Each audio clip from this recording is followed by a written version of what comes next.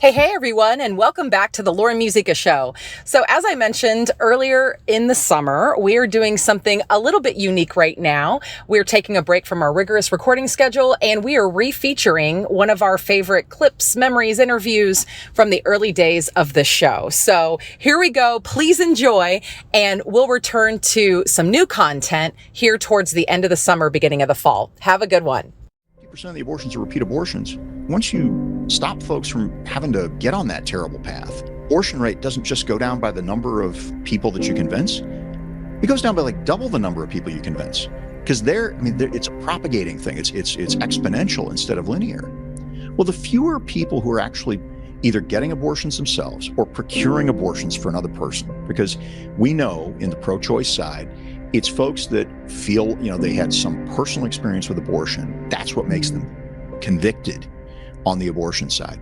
So if we can reduce that number, life gets easier. All these tasks of trying to help people understand the truth of life and to make them pro-life becomes much easier. Hello and welcome everyone to another episode of the Lauren Muzyka Show, your favorite update in the battle for life, family, and freedom. So thrilled to have you with me. Once again, I'm Lauren Muzyka, attorney and human rights advocate, and I serve as president and CEO of Sidewalk Advocates for Life, the nation's largest peaceful sidewalk outreach organization. So, who wants to know how to end abortion in America? I mean, if we know what abortion is, the taking of innocent human life, and we know what it can do to a mother and a family, it should move us as a people of faith and conscience to end it peacefully and lovingly, right? And again, the goal is not just to make abortion illegal, but really unthinkable, to change hearts and minds, to work on both levels of law and culture, to pray and work for the day that no more children die and no more women cry. But it occurred to me that no one has practically handed us a roadmap to get this done, a legal guide for actually accomplishing this. Because again, the goal was never to stop here in post-Roe America with a patchwork of states who are taking life while others preserve it. All human rights, and the right to life being chief among them, should really never be on the chopping block and extinguished by a mere vote. I don't know about you, but I would love to hear more about the different ways that America could actually get this done. So today, I'm bringing you one of the most brilliant people I know, and I'm not exaggerating. Actually, every time I talk to him, I feel a little dumb, right? But we're going to have a conversation today on the different ways that America could go from post-Roe to abortion-free. So let's have a conversation. Peter Breen serves as executive vice president and head of litigation at the Thomas More Society. With over 2 decades of law practice, Mr. Breen has shown himself equally comfortable arguing in a federal courtroom, debating on the floor of a legislature, and explaining complex points of constitutional law in front of a television camera. Throughout, he has been in the thick of some of the nation's most significant legal and public policy battles. Mr. Breen served 2 terms in the Illinois House of Representatives, where he rose to become the Republican floor leader. He holds a bachelor's in electrical engineering, isn't that interesting, from Vanderbilt University and a JD from the University of Notre Dame. Let's welcome to the show, Mr. Peter Breen. Hey, Peter, how's it going? Good morning, Lauren. It's going great. Just it's a busy time and one that, very, very fruitful, I think, for the pro-life movement right now. Yeah, absolutely. Well, we are so excited to have you on the show. Thank you for being one of our inaugural interviews here in season 1. But anyways, always just a delight to talk with you. You are a wealth of information and an inspiration to so many people. And you've been so many pro-lifers' attorney in the courtroom, right? So a lot of people know who you are, but just in case, I would love for you to take a moment to share a little bit more about yourself and how you got really into the culture battle as an attorney. Sure. And so we at Thomas More Society were founded back in the late 90s to help defend Joe Scheidler in the Now v. Scheidler case. So the National Organization for Women and the Southern Poverty Law Center, kind of 2 of your favorite organizations to hate, in a Christian manner, of course. They came after Joe Scheidler, and really they were trying to shut down activism at abortion facilities nationwide. They wanted to get injunctions against our peaceable pro-life activists, just trying to push everyone away from the abortion facilities altogether. So that was the founding of Thomas More Society. Well, as for me, went to law school. I was not intending to be an activist in law school, and so I graduated in 2000. I just wanted to be a country lawyer or what have you. So of course I went and did a downtown intellectual property litigation track at a firm in Chicago. So it was, already was kind of an odd thing for me. I wasn't really what I went to law school for. But, and so, I'll tell you the thing that really, you fast forward a few years, I was dating my now wife, Margie Mansko Breen. And she was then the program manager, would later become the director of the Respect Life office for the Archdiocese of Chicago under Cardinal George, of fond memory. And, on Saturday mornings, she would pray at the Planned Parenthood in right in the heart of the city, downtown at, LaSalle and Divisions, just a little north of downtown, huge abortion facility. It was the highest volume in Illinois, I believe, for a while. 6 days a week, they would do abortions. And, and for a lawyer downtown, Saturday is just another work day, as a young lawyer, especially, would start the day with her praying at the Planned Parenthood and then go back, go off to my office. In fact, she wouldn't date if I wouldn't go pray with her. What a good woman. Yeah. Yes, it was kind of, I'd love to say it was just, I mean, look, I was glad to be there, but at the same time, it was either one or the other. So Stuff to do. That began it. And, a few years later, I was asked by a local pastor, several local pastors, to start pregnancy centers in the western suburbs of Chicago. And so I put on more of my nonprofit organizational hat and, started a couple pregnancy centers. We did very well with it. But then Planned Parenthood opened a new facility in Aurora, Illinois. And at the time it was built, it was the largest abortion facility in the Western Hemisphere. And here it is. It's right, just a few miles away from my pregnancy centers. So I was both personally offended because I'm saying, what are you doing coming into my county and building this massive abortion megaplex? But I started volunteering on the legal effort to try to find zoning irregularities or what have you. And it turns out I found one that we then used in a litigation process. And I volunteered with Tom Brecka, who I met at that point. And at the end of there was an administrative proceeding or what have you. Well, then we were going to have to go to court. And I said, well, Tom, I've got to go back to my pregnancy centers. This is getting too intense. And he said, I need you to come to work for me. And this was in 2007. So Margie and I prayed about it. We talked about it with everybody. And that was when I made the leap over the Thomas More Society, and have been there ever since. I'm the second longest tenured attorney there now since Tom Brecka. So it's been a wonderful, wonderful experience. And then in the time since, I ran for office, served in the legislature, so represented a lot of, big pro-life folks all the way through, was able to beat the Obama Department of Justice on some of their shenanigans against the pro-life movement, and have been involved in now fighting off the Biden administration and, Letitia James in New York, then Javier Becerra in California. And, it's been a wild ride. And again, we've been able to do I think we've been able to do a lot of good in helping folks like you, Lauren, to be able to stay on the sidewalk, to be able to do your ministry without unduly worrying about the legal problems. You have to worry about them because that's just the world we live in. Lawfare is part of our existence, but we try to keep the burden low on you, and frankly, increase the burden on the other side. So if they're doing things that are not appropriate, we'll come after them too. So good. Peter, everything we do in our ministry, peaceful, prayerful, loving, law abiding, but inevitably other people don't know the law. The police sometimes don't know the law. And I can say that so many times you guys have come to our defense at the Thomas More Society and kept us on the sidewalk. Again, not that we were doing anything wrong necessarily, but just other people don't understand the law. And you were there to back us up and keep us doing what we're doing. And I've told people this before, but I truly believe the Thomas More Society is one of the reasons that we are now celebrating nearly 23,000 mothers and babies saved from abortion. So grateful for you guys. Really appreciate you being our heroes there in the courtroom and beyond. Really is a blessing. We love you guys, and we love everything. All of your folks do. I mean, you've obviously got this massive core of volunteers across the country and staff members and everybody. Yeah. I mean, it's been our privilege and pleasure to be able to represent you. Yeah, so great. Don't know what we'd do without you.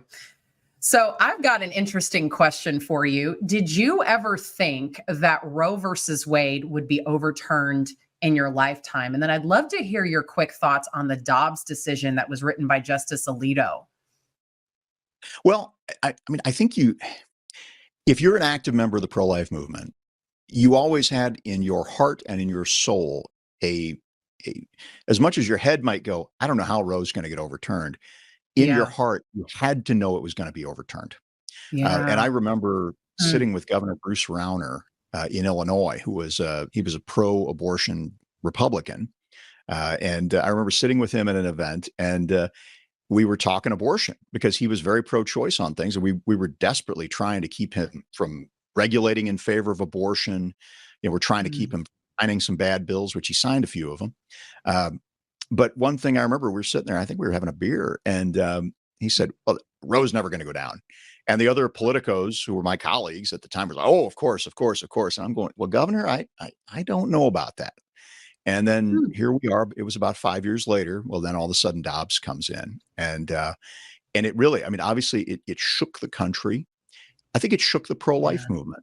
And especially right now with where we're doing this interview, I mean, we are at this unique moment in history where we've got some very strong political currents that include pro-life, but you know they're bigger than us. But we as a movement, I you know, as much as we were waiting 50 years for Dobbs, we were caught unawares.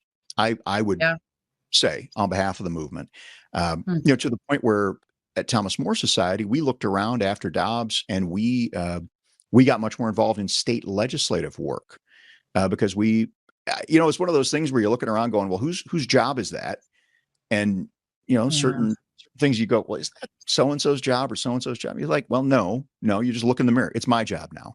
And so we jumped in, say, to state legislative work a lot more actively than we ever had been. Well, also too was, you know, I'm looking around at my staff.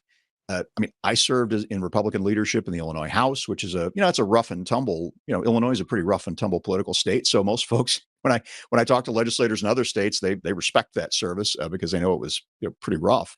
You know, half my staff had some experience either working in the legislature or working for a state policy conference or what have you.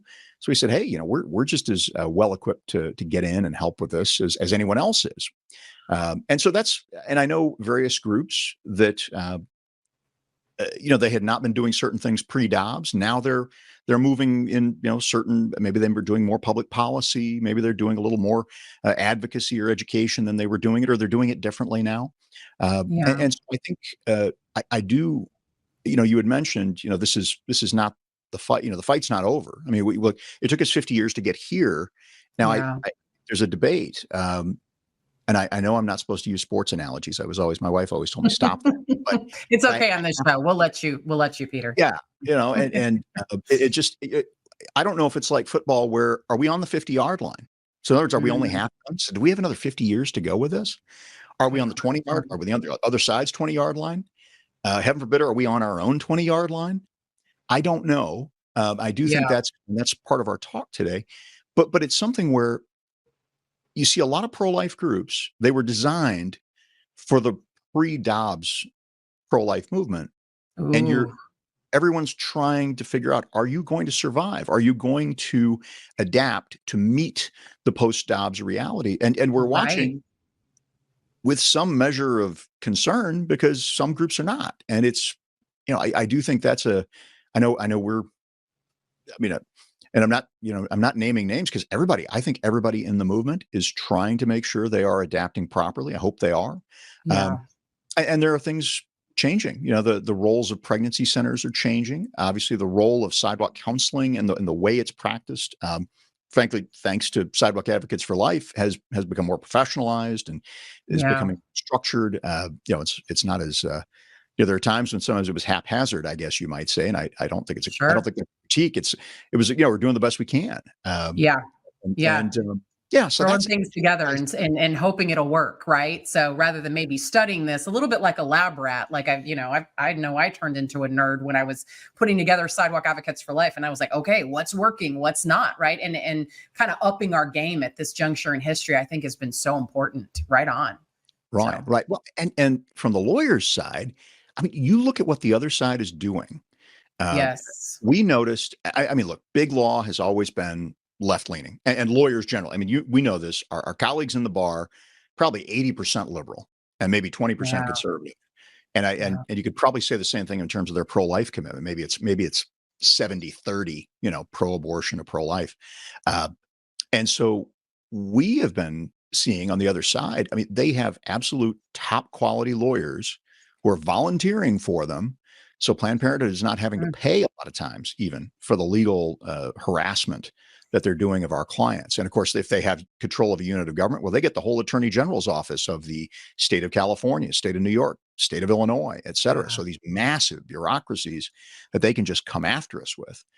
And so even in the legal side of the pro-life movement, I mean, we've had to staff up. I mean, I've doubled the size of our legal team here at Thomas More Society just in the last 2 years because wow, we need it. that's We were right. using, we're kind of using more outside counsel. I need people that are actually on my staff full time. Otherwise, we're just, we can't keep up with what the other side is doing to try to stop sidewalk advocates, to try to stop our pregnancy centers, to Yeah, try to stop our political movement or our public policy movement. Lawfare our people into oblivion. So that's where we are. And post Dobbs, of course, we now have 50 playing fields, and yeah, we still have the right, federal government. Yeah, it's right. funny. It's back to the states, but it's still with the federal government. So now we actually have 51 or 52, I guess, if you count DC. Uh, Mm, and so we have a red state strategy, purple state strategy, blue state strategy. And the blue yeah, states, I mean, Lord, your folks are realizing while nothing really changed. So pre-Dobbs, post-Dobbs in the states of California, New York, Illinois, I mean, nothing's really changed substantively. You can get an yeah, abortion up until the moment of birth, pretty much in any of these right. states. Mm, But now the government, it's almost like it's crazy. The government officials are more rabidly against us than they've ever been. And you're hmm. going, why? Like, what do we do to you? You've got full abortion till till the baby's being born. What we didn't, what is it? It's like they're offended because Texas outlawed abortion. You're going, really? Right. I mean, I would do that. Unbelievable. When I talk to legislators, they're like, "Well, we're offended that Alabama was looking to ban abortion." I'm going, "You're in Chicago. Why do you care?" Um, Right. yeah. So it's a weird, Wow. and it's just a weird time trying to adapt to those things. But I think that's going to be a big challenge for the pro-life movement in the next few years. I've said I thought it was going to take about 5 years post Dobbs for things to settle down and for us to Hmm. see maybe for the new battle lines, really for the remaining for the next half of this fight. Yeah. I think so I guess we got about 3 more years. If I'm going to stick to my prediction, about 3 more years, and we'll be able to talk again, and I can give you a very standard answer that everyone will agree with. Yeah, here's where it is. Here's where the fight goes. Um, Yeah. right Yeah. now we're predicting. So it's actually it's more fun because we're predicting ahead of time. Where is this Yeah. thing going to go? What's going to happen? Well, we'll have you back on in 3 years to have a follow-up discussion, right? I look forward to it, But assuming we're not all in it's a real jail. Yeah, right. Oh my gracious. No, we it's haven't been. so true. You know? I think when Roe was overturned, there was all this excitement, and pretty quickly after, fatigue set in, because I think people had this expectation that states were either immediately going to become pro-life or pro-abortion, and we'd really see this landscape very clearly. But you all at Thomas More Society were cautioning people like, no, we're going to have, state court battles. This is going to go back and forth. You're going to feel like you're getting, abortion state whiplash, right? And so just even the understanding that this was to be expected, I think helps us a little bit, and really helps us to pause and go, okay, this is part of it. And at some point here, the landscape's going to settle out just a bit more, and we're going to see more clearly the path forward. Is that fair? I think that's what you're going to see. But I would say too, we have an opportunity in these next few years to shape that, to make it easier. Because right now, I mean, there's a way this could be going. Yeah, I mean, we're on a path, depending on how you look at things, where it could be extremely difficult for us to mount an effective, to continue our effective advocacy. But we can make it a lot easier as things are in flux right now. One of the things I think our side didn't realize was the amount of money and advertising that would be coming after us. And so, as somebody in politics who every contested race I ran, I was outspent significantly. If you've never had to experience that, where your own neighbors are asking you if you shot your dog, and if you believe in this and that and the other, and you're going, where did you get that idea? And they say, well, the 15 mail pieces that showed up in my mailbox over the last 3 weeks. Wow. That or hey, the broadcast television ad saying you're a terrible person. If you've never had that, you don't quite understand the impact of money and how it can shape people's attitudes and opinions. And so we faced that. And so we are going to have to figure out quickly, how do we rebut that? How do we, get the wins we can get and set ourselves up for a larger victory going forward? Yeah, absolutely. Let me ask you this, Peter, and then I do want to, dive into the crux question, the various ways that abortion could end in America. These state ballot initiatives, do you have any advice on how to fight these effectively? Like I'm thinking we may win in Florida, right? But that's because you got to hit the 60% in order for, to go the pro-abortion way, right? But what do we do with all these state ballot initiatives that seemingly we're losing? Well, I'd say there are several things. So we've filed multiple lawsuits on some of these initiatives. So we've got cases pending in Nebraska and Missouri, et cetera, that they'll resolve quickly. We'll see if after the election, if these initiatives are successful, whether we can do some post-election work too. But the real the question, say for a state like Florida, it makes a lot of sense that you would, if you're going to put something into a state constitution, it needs a supermajority, instead of this 50% plus one thing. So right now we're on the receiving end of 50% plus one. But I think the places I'm looking, we're looking at Florida. You've got to fight like crazy to defeat that initiative. In your state, if you've got one of these pending, you got to fight it. Keep the numbers, keep the other side's numbers down. And look, the way this election is going, we just don't know. I think folks, we all have to be expecting a close outcome, but it could turn if the at least the Republican candidate who was putatively pro-life, if they get a real wave behind them, which they should, frankly, just shown with the mess that has been made of the country on a variety of other issues besides life over the last 3.5 years, you'd figure, boy, shouldn't we be electing a change candidate just by landslide? If that happens, then you've got a little wind at your back, and all of a sudden, you might have more pro-life voters coming to the polls than the pro-abortion voters. Yeah, good insight. But the other issue that we really in the movement did not have as much of a plan for at a national level, and for a variety of reasons, and some of them are good, some not so good. In Nebraska, for instance, they have a pro-life amendment. I'm very interested to see if you give voters a choice, what will they choose? And the hope is, if they choose the pro-life amendment over the full abortion up to the moment of birth amendment, then that gives you a path forward. Because right now we're hurting because of 50%. Right. Well, the next election in 2026, 2028, we can put anything we want on the ballot too. And if all we have to do is win 50% plus one, well, we can have a much more modest, it'll be pro-life, but it won't be a total prohibition of abortion. And so this does dovetail into, our discussion of how do you end abortion in America? Yeah. Remember, things were pre-Dobbs. For instance, the state of Missouri, which has an initiative coming up, the state of Missouri ended abortion in the state before Dobbs. There were no abortions, essentially no abortions happening in Missouri, because merely the regulation and the difficulty that the state government, the hoops the state government made you jump through if you wanted to do abortions in that state, there were no abortions happening.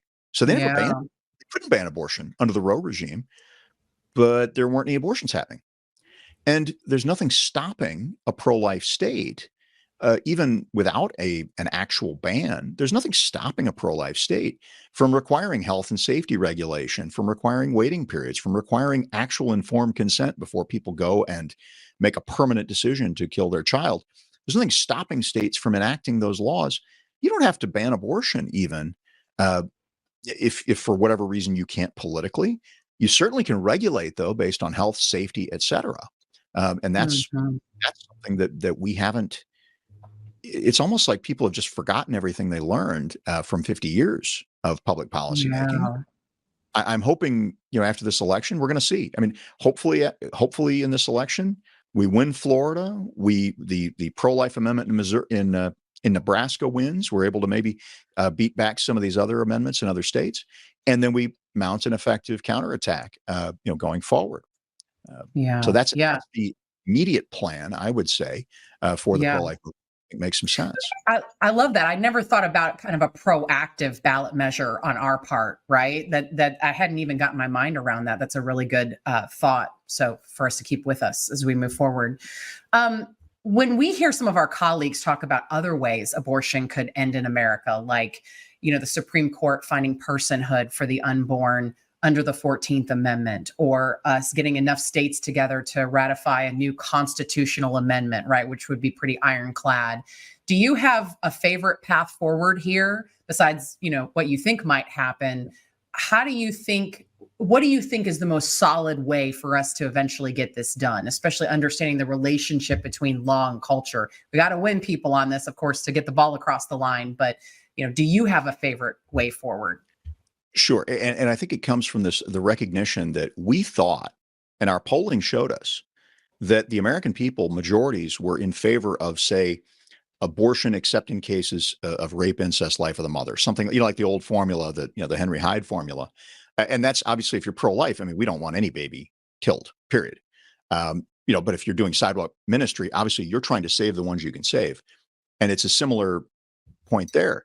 But now we're seeing this polling and apparently, and votes that are showing that maybe the American public, when push comes to shove, or when fed billions of dollars in advertising, both free and paid by Planned Parenthood and the abortion industry, they're moving more in an abortion direction. We've got to make an assessment. What can we get, and in what time frame? So you've got to try culture.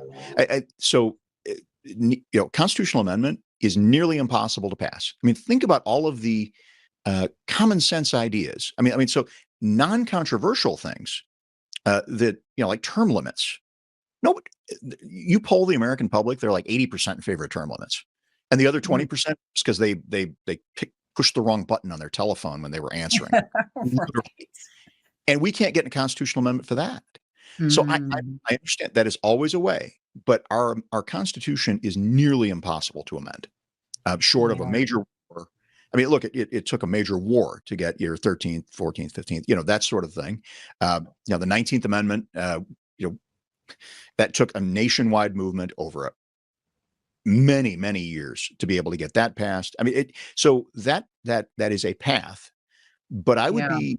I mean, look, part of the problem is, can someone step up and go, we're going to do this? Yeah. And you're like, well, okay, sure. In 20 years, does that mean that you should, as you're looking at where do I put my energy, effort, time, money, et cetera, should I put it there right now? Yeah. I'm not going to. 14th Amendment. That's the one where you say, hey, what is the point of equal protection?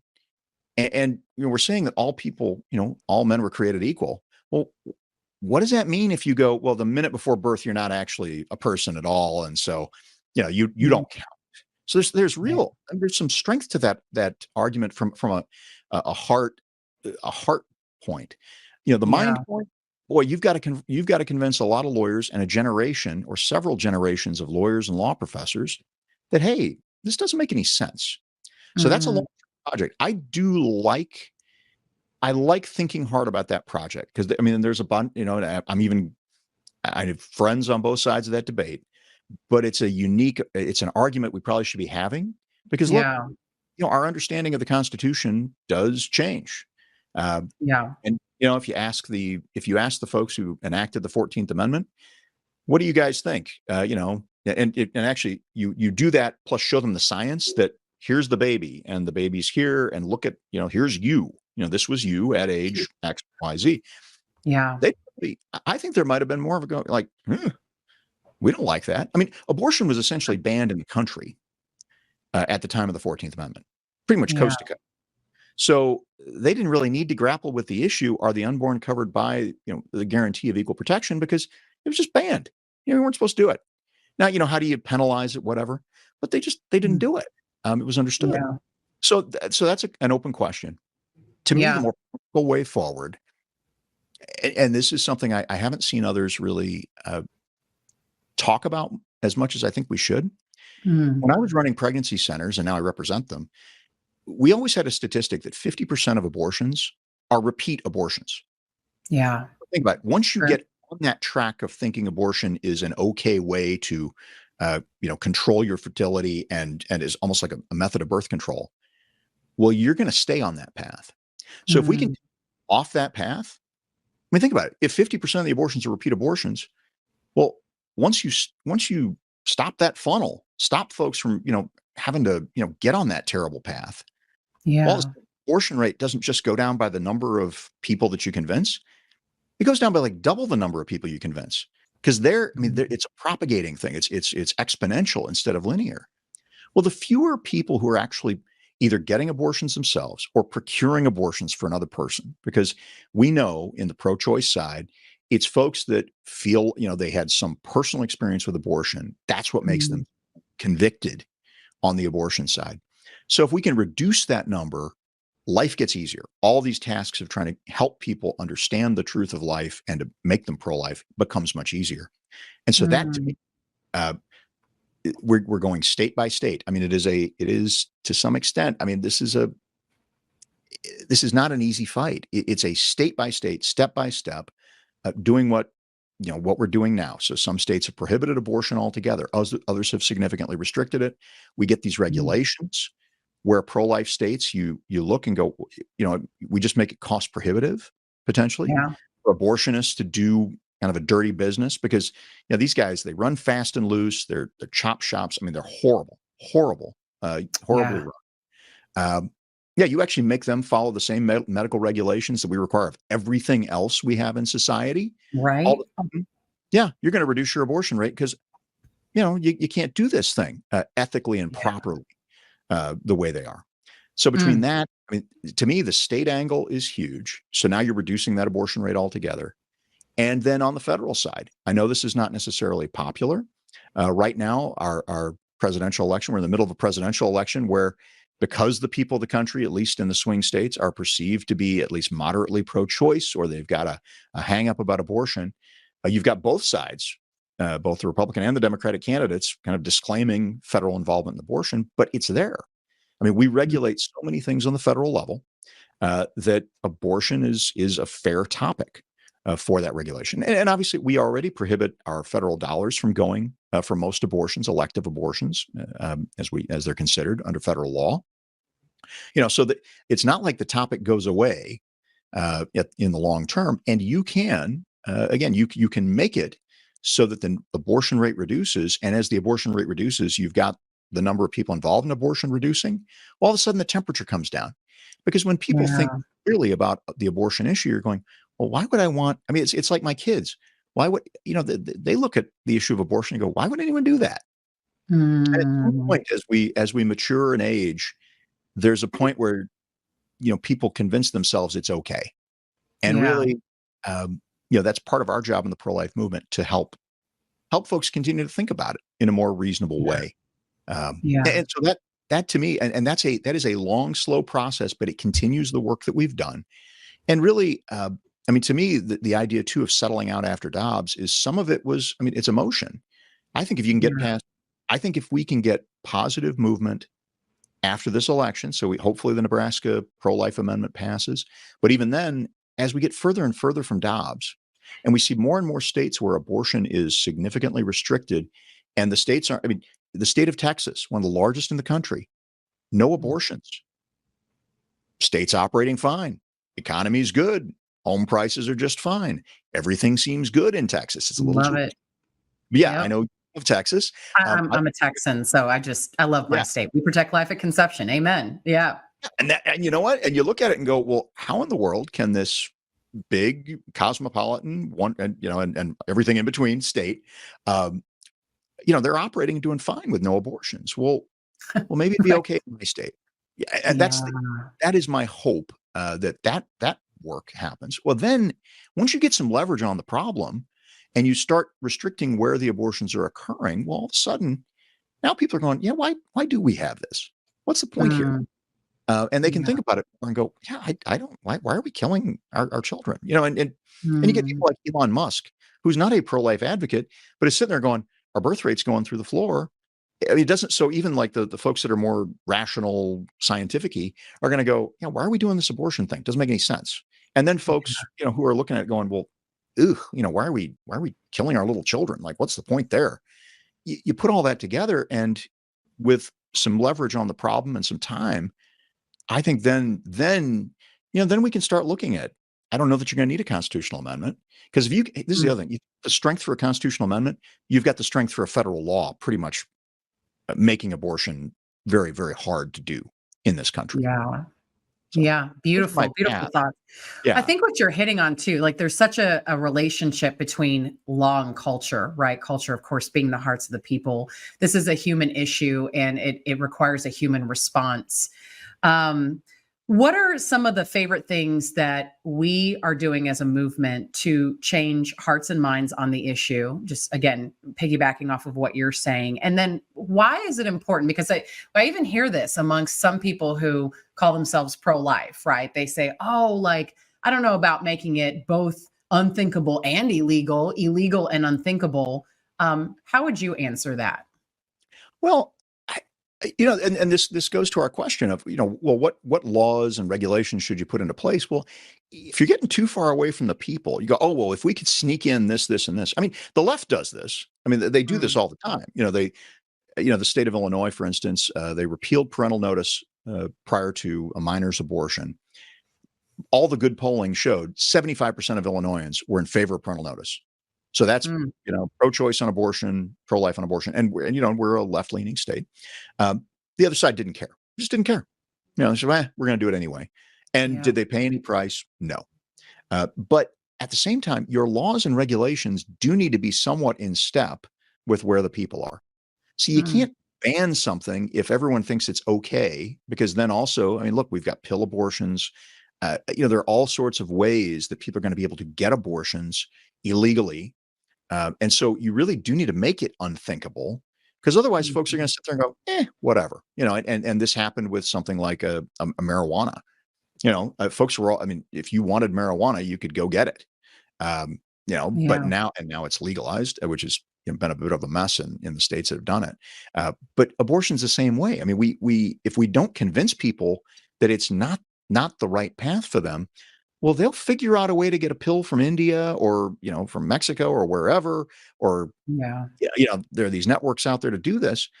We really do need to do both. You've got to convert hearts and minds as you continue to change the laws. But again, and it was fun. It's funny because, at the same time as we're some of these abortion initiatives have gone very poorly, you look in the states where they've either severely restricted abortion or prohibited it outright, none of those state legislators lost their seats over their pro-life vote. Not losing them. And in the same way, like in Illinois, No legislator lost their seat because they stripped away parental notice, even though now your 12-year-old can be taken for an abortion without you knowing, by her rapist. So no one's losing their seats either way. And so maybe if you give folks a vote straight up or down, maybe they'll go, well, if you give me a choice between no abortions and full abortions, I'll choose full abortions. Right. As unfortunate it is, it's happening. You can't deny the reality. But Just if because they want some. Yep. Right. But you sit there and go, will I vote for a legislator that's for full abortions? Will I stop voting for my local rep, who's the Republican, because he's for full abortions? No. Will I stop voting for my local liberal rep, who's for, whatever, the full abortion person? Am I going to stop voting for them because they're full abortion, even though I'm pro-life? Nope. Am I going to stop voting for the no abortions person because I'm pro-choice? Nope. It seems like folks they don't change their legislative vote. So there's some realizations there, I think, that could help us in shaping our legislative and our regulatory, ideas going forward. But, I'll say this, pro-life states will raise red flags about certain abortion facilities in the state, and the state government will sit there and go, and I'm going, you guys all run as pro-life. You say you're pro-life. Well, why aren't the regulators just at least give it a good hard look? Yeah. If the same shoe was on the other foot, they'd be coming after us. They're trying to shut down our pregnancy centers. I have so many inquiry letters from attorneys general I'm dealing with for pregnancy centers, harassment, lawfare against the pregnancy center movement. Same as the sidewalk counseling movement or sidewalk advocates, sidewalk advocate movement. So we do have tools in the toolbox, but again, you don't want to get too far away from where your people are. It's just it's American. It's against. I know we're a republic, not a democracy, but at the same time, at some point somebody's going to get voted for, and so you do want to try to be in step with your people. Yeah, it's a really tricky balance, right? We know that law tends to follow culture. Some people keep the law as their moral compass, and so we're kind of doing this thing right now where we're trying to move people ahead. But at the base of this, what I hear you saying is it's all about education, and there's no doubt that we've got a lot of work to do. And can I'll tell you, I will say this, there's some folks, there are attacks within the pro-life movement. And there are some people that say they're pro-life and they're just kind of off like they're out in outer space. So, I'm not talking about them, but, in the movement, where you've got disputes between the public policy arm or the pregnancy centers or the sidewalk advocates or the politicians or what have you, where people are trying to do things in good faith and just might have a different way of doing it. As long as they're doing their best, they're staying within the bounds of the law, there should be no argument there. And I would urge that. It's kind of funny. I had a friend of mine in the legislature who was, we were just, we were publicly always totally aligned. Behind closed doors, we fought like cats and dogs about how exactly we would do a particular thing. Totally agreed on all the moral issues and fiscal issues, et cetera. And behind closed doors, we would go after it. Yeah. Pretty rough and tumble. But when we came out of those doors, you wouldn't know that.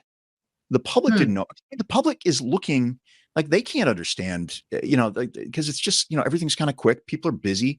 All they see is conflict. Oh, so look, if we're pulling in the same direction, we're all supposed to be on the same team. Let's be on the same team. Again, we've got to have, ways of dealing with these things, even within your own pro-life group at your church or your local pregnancy center or whatever. You know what? There are going to be issues. There are going to be disputes and debates. I would just say, look, have the time for those debates and disputes. But when we get out to the public, when we're advocating for, against the murder of little children, we should be united on that topic. And just because we're a little, we don't like the way so-and-so maybe puts this or that, or that, I don't like the way that group does it, or who cares? We're trying to save lives and help people to understand the value of those lives. So that's maybe a more general, especially as we're in a political season, maybe a more general comment or observation. Yeah. Well, the other side is united for sure. Oh my goodness. And that's really something to pay attention to. Well, Peter, this has been a fascinating discussion. I could talk to you all day. Like I said, a wealth of information. We're so blessed to have you as our attorney here in the pro-life movement. And we're so grateful to the rest of the attorneys at Thomas More as well. We'll have to have you back on. Hopefully there won't be a need for a Lauren Muzyka show in a few years, but otherwise I'll go ahead and slate it for a few years from now, and we'll do a follow-up interview. We'll probably have you on in between then too, but really appreciate the discussion today. Thank you so much, Peter. Appreciate it, Lauren. Thank you for everything you're doing. Yeah, absolutely. So good. All right. Well, closing thought as we get ready to wrap up the show here, there are people out there who struggle with the idea of making abortion illegal. They ask, where will women go for help? What about women who need help with incomplete miscarriage, early delivery where their health is legitimately at stake, or ectopic pregnancy? Are these women, if abortion is made illegal, up a creek, so to speak? That's what the other side has been talking a lot about, right? And my answer to this is these are great questions and there are great answers to them. First, we have these centers across America called pregnancy help or pregnancy resource centers. They outnumber abortion facilities more than 4 to 1. They are the jack of all trades, as I call them, for women facing unexpected pregnancies, providing things like insurance, food, groceries, a place to live, schooling options, and so much more. They help women make a plan to live their dreams and have their babies. And second, when it comes to emergency medical situations in pregnancy, the ethical practice of medicine allows us to preserve the mother's life. It just doesn't forget about the life of the preborn child. If a woman needs a D&C following a miscarriage, that's not an abortion. Abortion is an intentional decision to end the life of a developing preborn child. In miscarriage, the child has passed naturally, and we should ensure that mom gets the follow-up care that she needs at the very least to avoid infection. In the case of ectopic pregnancy, it's always been understood in the practice of medicine, as well as philosophy, theology, and beyond, that it's morally permissible to remove, say, a diseased tube where the unintended side effect is that a preborn child may not live. That's not an abortion. It's always been understood that way. And lastly, doctors have always facilitated early delivery in emergency situations where it's necessary to separate mother and child, knowing otherwise both will perish. But again, the goal isn't to go in and directly kill the child. They do an early delivery with the hope possibly to save both. We can love them both. We can treat them both. There are answers out there to real human problems. And I pray that we'll be willing to open our hearts and minds to the possibilities and have that discussion. All right. Well, with that, thank you so much again for joining me for another episode of the Lauren Muzyka Show. We'll be back here next Friday at 8 a.m. Central, 9 a.m. Eastern on Facebook Live, YouTube, or wherever you get podcasts. Thanks so much, everyone. Have a great week.